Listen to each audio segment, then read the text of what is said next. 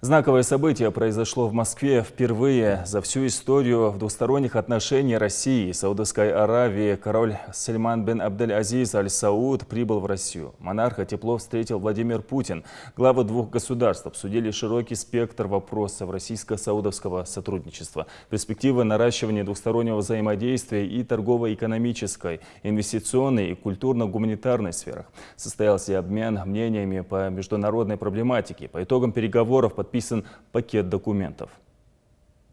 Наши отношения имеют большую довольно историю. В 1926 году, 90 лет назад, больше уже наша страна, Советский Союз тогда был первым государством, которое признало вновь образованное королевство, созданное вашим отцом Абдель-Азизом бен Саудом. И вот теперь нам очень приятно принимать здесь вас, Ваше Величество. Уверен, что ваш визит будет послужит хорошим толчком в развитии наших межгосударственных связей. Переговоры проходили в более расширенном составе. Там присутствовали руководители региона в России и представители бизнес-сообщества, в том числе и глава Ингушетии, который назвал встречу президента России Владимира Путина с королем Саудовской Аравии крупным политическим событием. Напомним, Юнусбек Евкуров являлся членом официальной делегации России.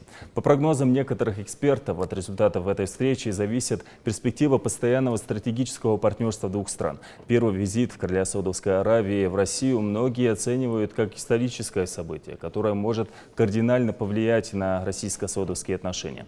Этот шаг открывает новые возможности для экономического, политического, международного сотрудничества. Саудовская Аравия является одним из крупнейших производителей и экспертов нефти и имеет влияние на ближневосточную и международную политику, прокомментировал глава. Руководитель субъекта считает, что от такого сотрудничества многое выигрывает и регион.